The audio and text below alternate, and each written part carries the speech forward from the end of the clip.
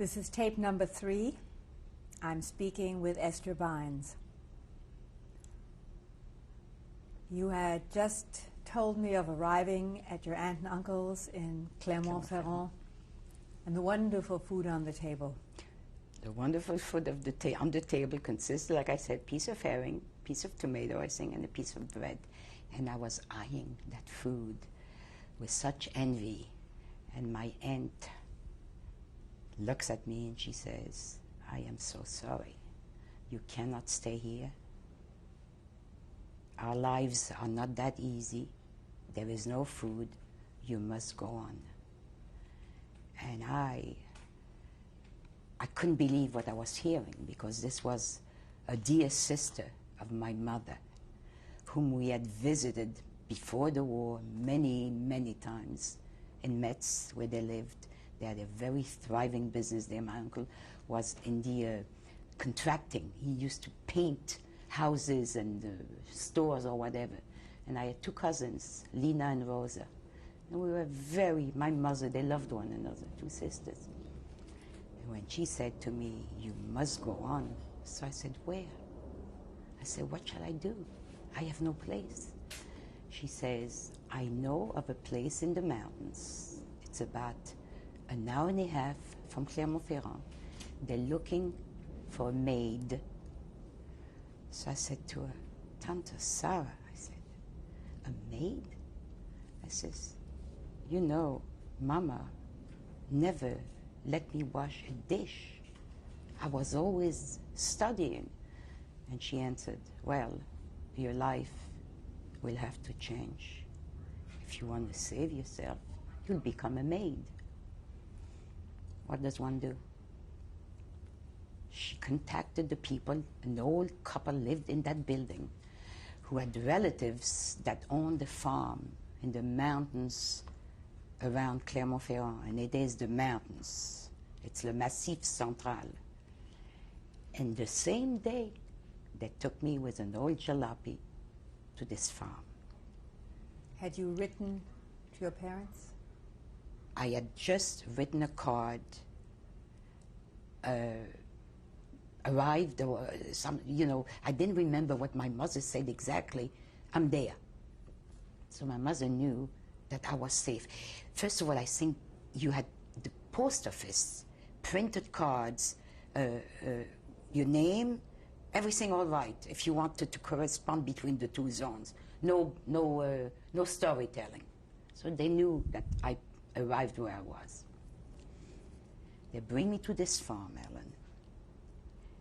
And they put me, this old couple comes out and introduced me to, I think it was a brother or a sister that owned, they were cultivating land there. And the farm was a shack. 1 room, a big room. The floor was earth. Chickens, a pig. I think the cow was outside when I arrived. A grandmother, a grandfather, and I think 5 children, and father and mother. And I was to become the maid for this family. What shall I tell you? I mean, I cannot even explain the feelings, but I knew that in order to survive, this had to be done. And I wasn't there maybe 10 minutes. They put a bucket outside the door. They gave me a sack of potatoes, a knife, no potato peeler, peel. And that's what I did. I peeled a sack of potatoes. And life went on like this. I was there maybe for 2 weeks, trying to clean the house, trying to watch some of the babies there. Father went 3, 4 o'clock in the morning. They were in the how do you call it? Les champs, in the fields. And I was left in the house to watch that house, the cow, the chicken, whatever it is to watch there. One morning, about 2 weeks later, sitting peeling potatoes again, and who comes? There was hardly, I think the whole hamlet had maybe 8 of these so-called shacks, farms, 8. That was the whole town. And that main road, I see a young man coming. But I couldn't get focused. It was too far. And as he comes close, I got up and I yelled, Marcel? Marcel? C'est toi? And he says, c'est moi. Et je lui dis, and I tell him, qu'est-ce que tu fais là? What are you doing here? He says, you know your mother. The same way she sent you, she sent me. I say, was a passer? He says, yes. So I tell him, did he pass you? He said, yes. He said, didn't yours pass you? I said, no. He said, my passer passed me. So he had it easier than you? Yes, he had it at least to pass the border. I says, how did you find me here? He said, I had the address from our aunt. And when I arrived there, I said, where's Esther? And my aunt, your aunt, and my aunt replied, we couldn't keep her, and we cannot keep you. That's where she is. I said, how did you get here? He says, I took there was an old dilapidated bus, you know, there was a little bit of transportation, and I arrived. So now I had my brother. So they had 2 hands to take care of their house there. Okay. They were willing to feed 2 of you? They were willing because food on a farm, you know, Ellen, they weren't as destitute as the people in the big cities because they were growing. Rutabagas, I don't know how they translate. Do we say rutabaga in English? It's like I don't even know what, it's like a potato, but it tastes awful. I know since the war I would never eat that. They were growing potatoes, tomatoes, string beans. There were some fruits there. Were there any signs of war in this area at all? No. Do you remember the farmers speaking about things? No, they knew there was a war. They knew that Paris, you know, that the Germans had come into, but the Germans... Their lives had not changed at all? No. Not these people. They were retarded. I mean, they were... What was their lives? Simple people. Simple people. They got up in the morning, manned the fields or whatever it was by hand, tractors, who had tractors, you know, everything was done in the olden ways. Came home to eat, went to sleep, and got up the next day. Did your parents ever join you? Now, Marcel and I were there for about, like I said, I was there 2 weeks. He came at the end of 2 weeks. At the end of a week, suddenly we're there, and we see somebody coming. And the 2 of us crane our neck. Papa, c'est toi. Papa arrived the same way we had arrived. He came with a passer that passed him. He came to his sister-in-law that told him the children are not here. You want to go and get them? That's where they are. Papa took the same transportation that Marcel took, and here he is. When he saw the condition that these 2 children, don't forget, Marcel, I was 16 and a half. Marcel was 14 and a half. We were adults. When Papa saw the 2 of us, and I looked like Cinderella. Really, I looked like Cinderella. I had how do you call it, a kerchief in my hair, a big apron. The hands were dirty. Sabots on the feet, you know, the wooden shoes, sabots. Because as you walked, you were going into mire. And he said, children, we're not staying here. But we had to make our way back. So when he arrived, it was daytime. So I said, Papa, we can't leave now. We have to wait till the next morning. And those people were nice enough. There was an old, dilapidated, empty, some kind of where they stored hay. You could sleep there. So we slept there that night, the 3 of us. And Papa came also with a suitcase this big.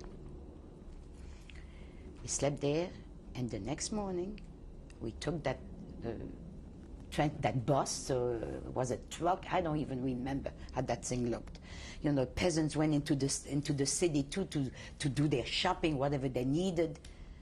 We went back to Clermont-Ferrand, and we started to look where we could find a home. Now, there was, I think, the Joint Distribution Committee was already in effect, something, because we went to an organization, to a Jewish organization. Which one, I'm not sure. And they supplied us with a room, which was a cellar. A cellar. There was no heat.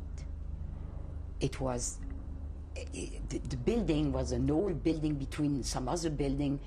The street, Helen, was this wide. In other words, if somebody looked out of one window on this side, and let's say where you sitting, you could, if you extended your hand both ways, you could shake hands. And the street, the cobblestones were this big, uneven cobblestones.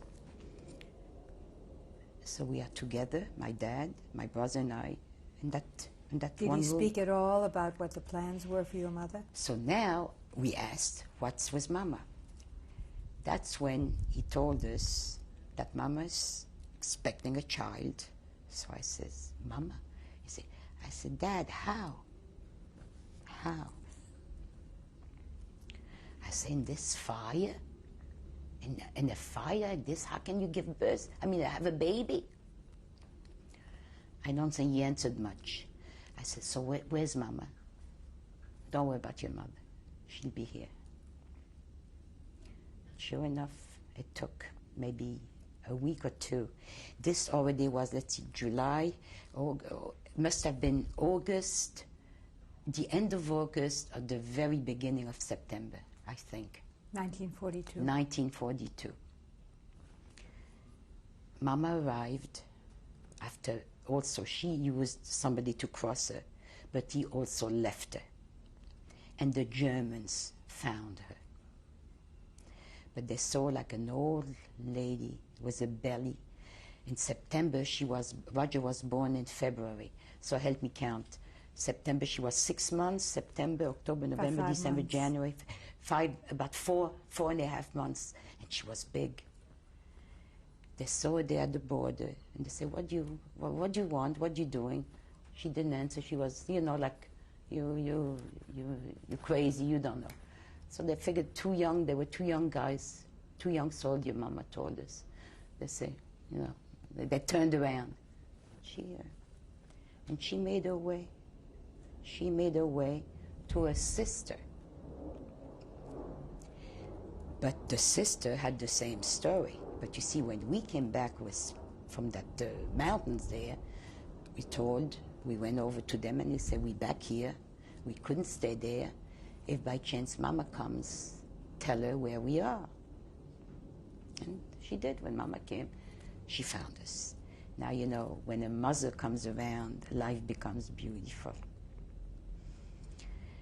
So how did life become beautiful? She cleaned that little room. She bought a piece of material. The window was maybe a square foot, put a little curtain there that she sewed by hand. Had your parents brought money, or did your father find work? Oh, no, my father, from the time he came to Clermont-Ferrand, never left the house, except at one point to join the underground, which I took him to. But he stood there only for about 2 weeks. He was too delicate, too frightened to be part of that. He hated the ground, the animals, the ants. I cannot explain to you, it wasn't his cup of tea. I think he would have rather be dead, finished, the whole thing, than go to this, and the idea of suffering. He didn't want to suffer anymore. How did you come in contact with the underground? At one point, in the cave where we were in, the family of my mother, her sister, they moved away. Mama turned earth and ground, and we got their apartment. So the apartment already had a kitchen and 2 bedrooms. So me and Marcel were in 1 bedroom, Papa and Mama were in one, and there was a kitchen with a big stove, coal stove. That was the only way that you could cook and heat yourself. And we moved in there. From the cave, we were tenants in an apartment with windows. And the windows gave on the street. And that's when I looked in the neighbor's window, I could shake hands with them if we both were at the window. On the same floor that we lived a couple that owned a restaurant. And they befriended Mama. She was very friendly, my mother. And they got to talk, and I think they sensed also that something, they never actually asked, "Are you Jews?" But they knew suddenly we arrived on the horizon, there was no furniture, there was no clothes. Something must have, that was not normal. But they were very nice. They owned a restaurant, and they brought some food, whatever was left over. I mean, not, catered food like we have here, but some food. And they asked me, do you have a trade? I say, yes, I'm a secretary. Oh, we could get you a job tomorrow if you were willing to work. I said, great. They did get me an appointment, and I went to see this man. His name was Jean Cuillon, the most marvelous human being that I have ever met. As he sat me down in his office, I looked at him, and we all, I think, sometimes feel here. I says, Monsieur Cuillon, je suis juive. Je n'ai pas de papier. I am Jewish, and I have no papers. But I'll do the work because I know my work. And he answers, did I ask you? He said, you'll do fine for the job I have to offer you. And I was hired. The next morning, I went to work. Clothes, I've had very little. So right away, my mother went on the market, bought a piece of material, cut, sewed. Within a week, I had an outfit to go to work. And I looked like a young, clean, young lady. And I worked, and I worked. And I think I gained this confidence. Because at one point he told me, look, I worked with Le Deuxième Bureau. I'm connected with the English a little bit. I didn't understand too much in those days.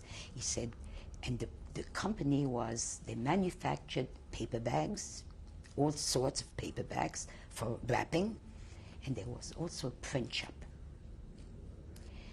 And the print shop, there was part of it in the basement like, and it was a big, big, big company. And I worked there in the front office. Now, in between time, the borders was open. And the German came, the Vichy government was in full force, and some of the Germans came to Clermont-Ferrand. Now, we weren't registered as Jews, that's it. I think I also had under my name, yes, but with a different, Papa had that false identity card. I don't remember how he had gotten it, through somebody, I don't remember by then. Certain things, Ellen, I don't remember. And then, suddenly one day, as I said, the office was tremendous. There's 2 Germans standing in the anteroom. They're coming to see my boss. Well, I tried to act very, like nothing. I mean, I'm a French girl. I speak French only. One of them spoke a broken French. He said, Patron? I dis, oui. Monsieur, un moment, s'il vous plaît, a moment. Their idea, they came to requisition the whole company. They needed paper bags, they needed wrapping paper, they needed printing, So this company was working with Monsieur Cuiron as the head of the enterprise. Workers, there was quite a few workers there. And suddenly, the Germans tell him how to run his company. I navigated among all this, and he was very cool. I mean, he was in his days, I think he was about, to me, he was like an old man. I think he was about 42. I was 18. And they came every week, the Germans were there. And then they got to know me. They used to bring me bath soap. Used to bring him a bath soap. And life went on. And one day, they had a big order over the telephone. And Monsieur Cuiron said, Esther, you have to go and deliver it. I said, really? Where is it? It's at the head of the Gestapo. And the Gestapo. I said, Monsieur Cuiron, s'il vous plaît, s'il vous plaît. He said, non, tu y vas, you're going. He says, why shouldn't you go? They know you work here, why shouldn't you go? I said, but, and as I'm telling you this, Ellen, I'm getting goosebumps now. Really am. But I know I'm safe. He says, you go. So they wrapped 2 big packages like this, carried under my arms, and I went to the Gestapo. And as I entered this building, that had requisitioned also, it must have been a hotel or a mansion, I don't remember what it was.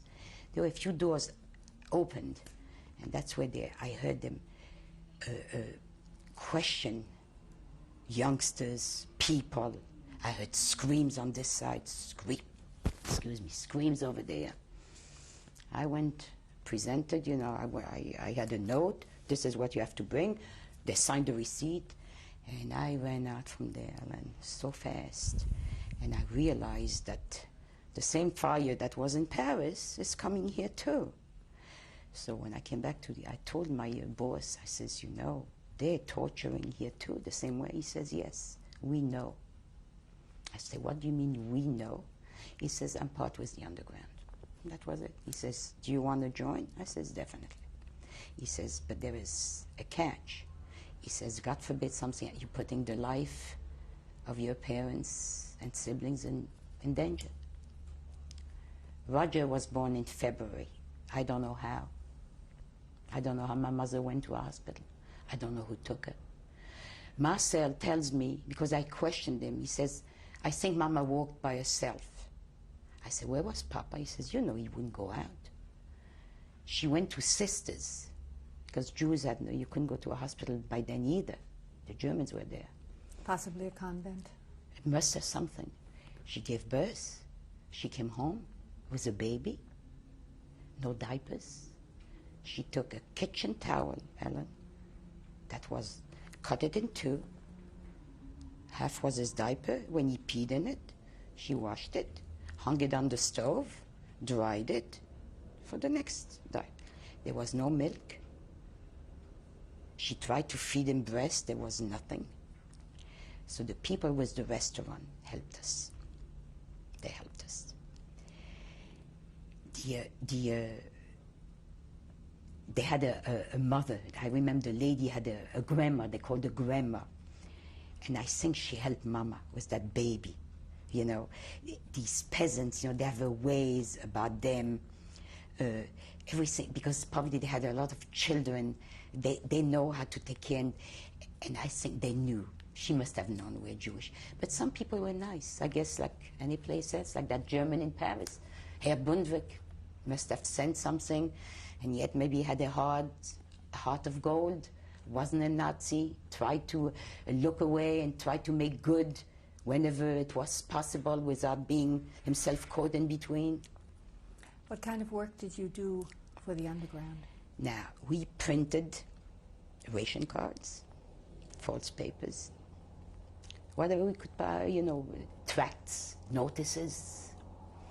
They used to paste les Boches, on vous aura, we'll get you, you know. They used to ambush. I mean, from the resistance, what we did, a lot of people died. Ellen, because as something happened to one of them, that took 10 of us, 10 of What was your central meeting point? in the factory. Right under the noses of the Germans? In the factory. And I remember one evening we had to work late, and curfew was 11. Now this factory was about, I would say, 10 minutes walk from where we lived, and I had to get home. So I walked out from there, and they still remained there. I wanted to get home. I was afraid for my parents that they would be looking for me already. It's curfew time. And like I said, it was about 10 minutes, so the factory was like here. I had to go up a road and turn in here, and that was my street. And as I'm coming at the beginning of this street, I see 2 German soldiers staying about 3 feet away from the door of the building I lived in.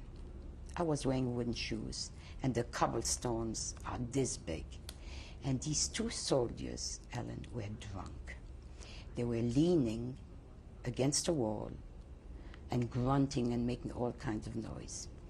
So I'm standing at the beginning of the street, and you know how flash in your head? I say, Esther, what are you going to do now? You can't stand here all night. You got to get there on the other side. I took my shoes off in one hand. Now, I don't know if you're aware, Ellen, of the keys in those days of Europe, you know? I have that key with me. I should have taken it out to show it on the camera. The key, a metal key this big. And as I'm holding my shoes in one hand, and the key ready at the attack to find the hole of that door, to put that key in, and all along saying, I'm going to make it. So I'm tiptoeing past these 2, and I said, Dear God, please let me find that hole. And the key went into that hole, and it made the noise. So I looked like this because my door was here, they were standing here, and they turned around, and they made like a move to run after me. But I was inside already. And they came to the door, and they shook the door. You know, I could have killed everybody in that building by then. Luckily, they were drunk, and they walked away. My mother, who was watching, her heart was beating. She was to a curtain, you know, push away. She saw what went on there. And when I got to that door, she said, Esther, where are you coming from? And they didn't know. My parents didn't know what I was doing. Why frighten them? I said, Mom, everything is fine. I'm here. I forgot myself. I went dancing. I had a good time with some friends. She said, but don't you know there's a curfew? I says, you're only young once. I stood that whole night. We were all up, and they left. Now, on the street where we lived, there was a young man. He took a liking to me. He was a militian. He was a what? A militia. He belonged to the militia.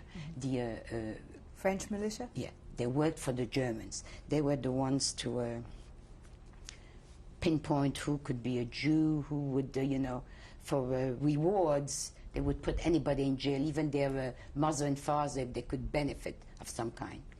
So one day I'm going... Wait just a minute. Sure. And for a tape change, please.